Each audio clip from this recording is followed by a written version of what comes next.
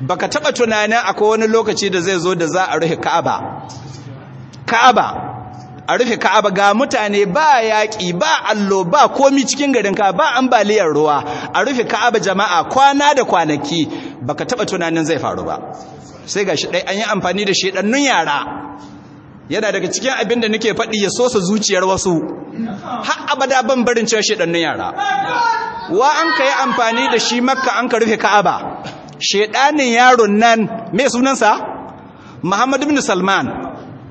to shine yan shammiya ma zuwa can suna amsa kuɗi inda dunni zai jawo Bello Yabo zai bata mana Allah ya bata tsarin nan naku Muhammad ibn Salman dajjali ne ku ji ta gabakin dajjal ne shi Yahuda sun kai amfani da shi an kore Ka'aba Allah ka isa musulunci gare shi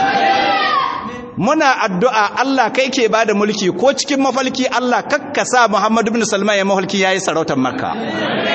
Allah ka kawo mana ƙarshen rayuwa ta yi Allah ka tambada al'amarinsa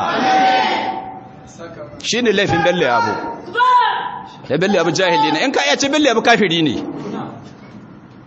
kana da wutar da za ka sani